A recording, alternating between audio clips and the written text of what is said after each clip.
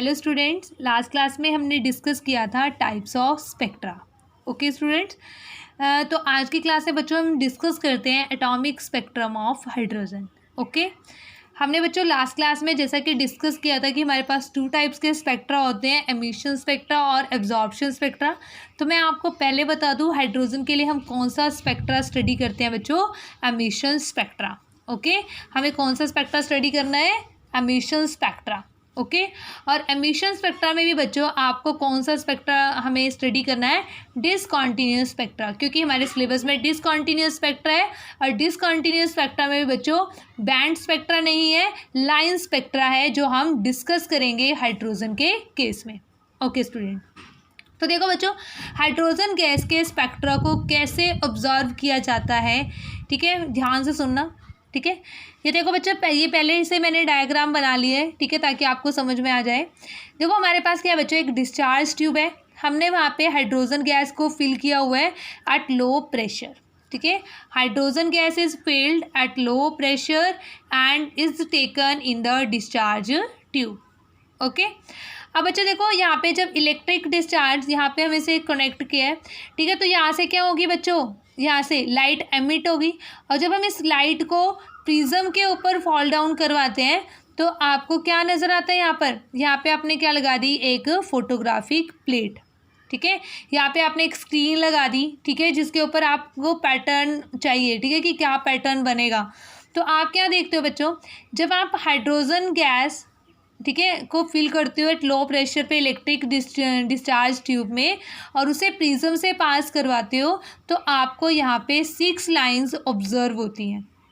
ठीक है, आप क्या देखते हो, 6 lines are observed hair.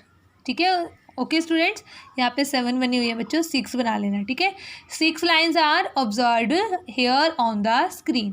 But बच्चों जब हम इन 6 लाइंस को ही मैग्नीफाइड माइक्रोस्कोप से देखते हैं तो हमें क्या दिखाई देता है कि जो ये लाइंस है ना, ये फर्दर क्या है, इसके अंदर, इनके अंदर और छोटी छोटी लाइंस है। जैसे इस लाइन के अंदर बच्चों ये वाली लाइन है, ठीक है, यहाँ पे भी, यहाँ पे 6 बनानी है, 1 2 3 4 5 6, यहाँ पे सही बनी हुई है बच्चों। ठीक है, देखो ये जो एक लाइन आपको यहाँ पे नज़र आ रही थी ना, अब आपको यहाँ पे बहुत सारी छोटी छोटी लाइंस नज़र आएंगी, इसमें भी आपको छोटी छोटी लाइंस नज़र आएंगी ऐसे। ठीक है, जब आप उसे मैग्नीफाइड माइक्रोस्कोप से देखते हो तो ऐसा क्यों होता है बच्चों, ऐसा क्यों होगा, क्योंकि देखो यहाँ पे डिफरेंट पॉसिबिलिटीज़ होंगी बच्चों, जैसे डिफरेंट एनर्जी लेवल्स होंगे। ठीक है, फॉर एग्जांपल देखो ये फर्स्ट एनर्जी लेवल है, ये second, third, fourth, fifth, sixth, seventh, eighth. ठीक है, तो देखो कितनी पॉसिबिलिटी होंगी, यहाँ पे पॉसिबिलिटी होंगी। सपोज करो हमने कहा कि जो इलेक्ट्रॉन था सबसे पहले 8th लेवल में था, वो 8 से किस में आ गया, फर्स्ट में आ गया। ठीक है, हो सकता है बच्चों वो फर्स्ट में ग्राउंड स्टेट में कैसे पहुँचा हो सकता है पहले 8th से सेकेंड में आया हो, फिर सेकेंड से फर्स्ट में आया हो। ठीक है, तो मतलब 8 से डायरेक्ट फर्स्ट में आ सकता है, हो सकता है 8 से पहले किस में आया हो, सेकंड से, और फिर सेकंड से किस में आया हो, फर्स्ट में। तो देखो 8 से फर्स्ट में, 8 से सेकंड में, हो सकता है सेकंड से फर्स्ट में, फिर ये वाली ट्रांजिशन देखो सेकंड टू फर्स्ट। ठीक है, या हो सकता है 8 से किस में आया हो, थर्ड में आया हो, फिर थर्ड से किस में आया हो, सेकंड में आया हो। तो देखो कौन सी ये वाला बनेगा, थर्ड से सेकंड, फिर सेकंड से फर्स्ट।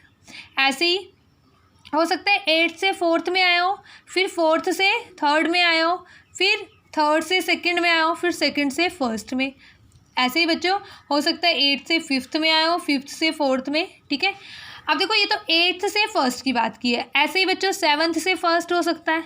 ठीक है, हो सकता है 7th से पहले किस में आया हो, सेकंड में, फिर सेकंड से किस में आया हो, फर्स्ट में।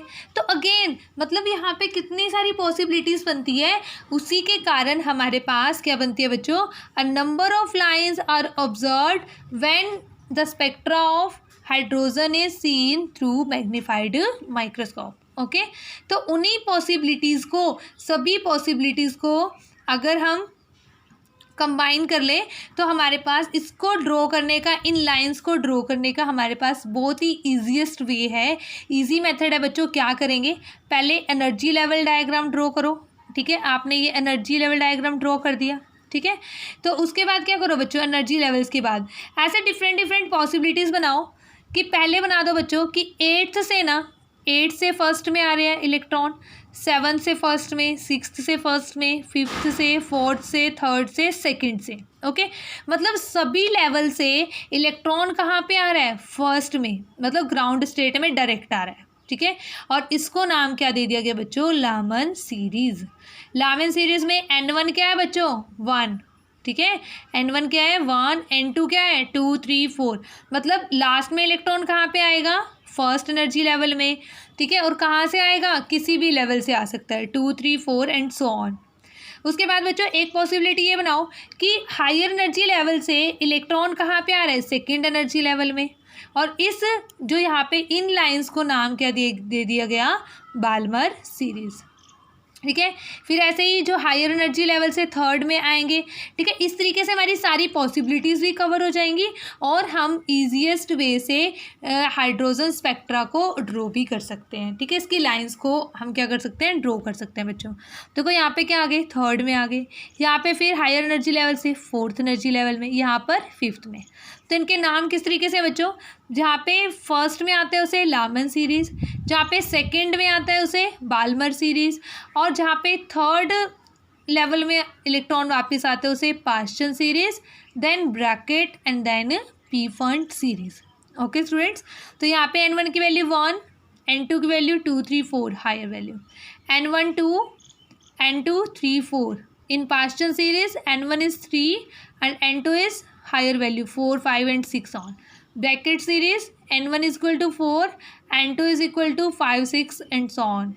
And P-fund series N1 is equal to 5 and N2 is equal to higher value of N 6, 7 and so on. Okay students, ठीक है।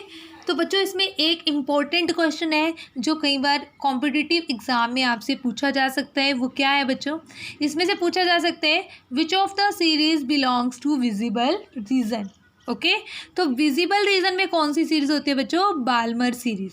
ओके, बाकी जो लामन सीरीज होती है वो हमें अल्ट्रा वायलेट रीजन में ऑब्टेन होती है, और जबकि Paschen, Brackett and Pfund series are observed in infrared region. Okay students, तो ये हमारे पास क्या था? Spectra of hydrogen. Hydrogen spectra में हमारे पास 5 टाइप की सीरीज है, लामन, बाल्मर, पाश्चन, ब्रैकेट, पीफंट। बच्चों एक और होती है जिसमें N इज इक्वल टू 6 में आ जाएगा, दैट इज हम्फ्री सीरीज। ठीक है, ये चीज़ हो जाएगी बच्चों लाइक दिस, मैं आपको बता ही देती हूँ। ठीक है, इसको हम क्या बोलते हैं? Humphry series. ओके, यहाँ पे N1 की वैल्यू कितनी हो जाएगी? 6, और N2 की वैल्यू कितनी हो जाएगी बच्चों? 7, 8 एंड सो ऑन। ओके, ये भी इंफ्रारेड रीजन में आपको ऑब्जर्व होती है। तो ये चीज़ आप जरूर ध्यान से याद रखना कि जो कि हमारे पास बाल्मर सीरीज़ है that is observed in visible region, Lyman series is observed in ultraviolet, and Paschen, Brackett, Pfund series are observed in infrared region. Okay students, तो ये हमारे पास क्या था? Atomic spectrum of hydrogen. Okay students, उसके बाद बच्चों हम स्टडी करते हैं मैथमेटिकल ट्रीटमेंट। मैथमेटिकल ट्रीटमेंट का मतलब क्या है कि जो ये लाइंस हमने यहाँ पे ड्रॉ की थी, ये लाइंस, ठीक है, इनकी क्या होगी? एक पर्टिकुलर वेव लेंथ होगी, इनका एक पर्टिकुलर वेव नंबर होगा। तो रिडबर्ग साइंटिस्ट ने क्या किया? इन ट्रांजिशन के लिए वेव नंबर के लिए एक फॉर्मूला दे दिया। वेव नंबर क्या होता है बच्चों? Reciprocal of lambda, reciprocal of wavelength, and is equal to RH into 1/N1 square minus 1/N2 square into Z square. ये इन्होंने हमें एक फॉर्मूला दे दिया। इस फॉर्मूले के अकॉर्डिंग बच्चों हमारे पास Z क्या है? यहाँ पर हमारा एटॉमिक नंबर, न्यू बार क्या है? वेव नंबर, लैम्डा क्या है? Wave length, and RH is Rydberg constant. उन्होंने कांस्टेंट दिया था तो इसलिए उनका जो नाम है कांस्टेंट का दैट इज रिडबर्ग कांस्टेंट। और इसकी वैल्यू होती है बच्चों सेंटीमीटर इनवर्स में 109677 सेंटीमीटर इनवर्स वैल्यू होती है बच्चों। Okay students, N1 lower energy level and N2 higher energy state. जैसा कि हमने देखा था लामन सीरीज में जो N1 की वैल्यू थी that is equal to 1 and N2 में भी equal to 2, 3, 4 to high. Okay, ये चीज़ होगी बच्चों। तो ये हमारे पास फॉर्मूला है जिसकी हेल्प से हम क्या कैलकुलेट कर सकते हैं, वेव नंबर, लैम्डा, ठीक है, एंड फ्रीक्वेंसी ऑल्सो, क्योंकि अगर आपको लैम्डा पता है तो फ्रीक्वेंसी आप कैलकुलेट कर सकते हो इन ट्रांजिशंस के लिए।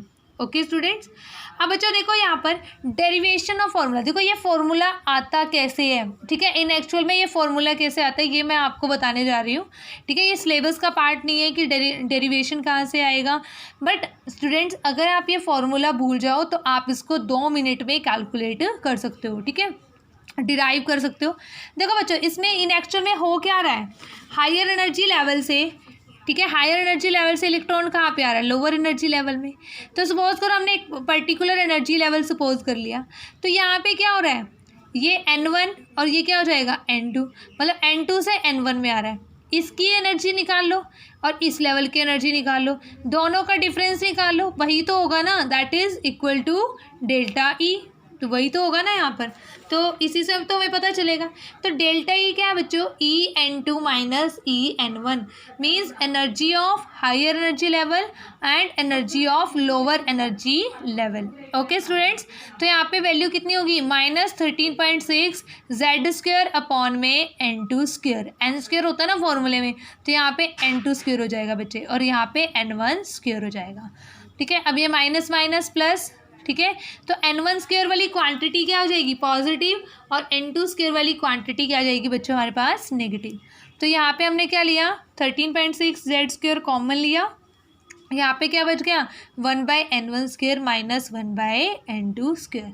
बट बच्चों ये क्या है, डेल्टा ई, हमें क्या फाइंड आउट करना है, 1/लैम्डा, ठीक है। तो क्यों ना इसको फॉर्मूले में लिखो, डेल्टा ई किसके इक्वल होता है, एच न्यू के इक्वल होता है ना बच्चों, ठीक है, delta E is equal to H nu, तो न्यू की जगह बच्चों क्या पुट कर दिया, C/लैम्डा, तो यहाँ पे पुट कर दो C/लैम्डा को। ओके स्टूडेंट्स, ठीक है, तो यहाँ पे क्या करो फिर, उसके बाद यहाँ पे ये पुट कर दिया। अब HC 1/लैम्डा हमें कैलकुलेट करना है, तो HC क्या आ जाएगा यहाँ पर, डिनोमिनेटर में आ जाएगा। ओके स्टूडेंट्स, अब देखो इसकी वैल्यू कैलकुलेट कर ली बच्चों, 13.6 H अपॉन में H इंटू सी, क्योंकि ये कांस्टेंट क्वांटिटी है, H is constant and C is also constant, तो हमारे पास एक अनदर कांस्टेंट आ जाता है और उसको हम नाम क्या दे देते हैं, Rydberg constant, that is equal to RH, ठीक है, क्योंकि रिडबर्ग ने इस फॉर्मूले को डिराइव किया था, तो इसलिए उसने इस कांस्टेंट का नाम क्या दे दिया बच्चों, रिडबर्ग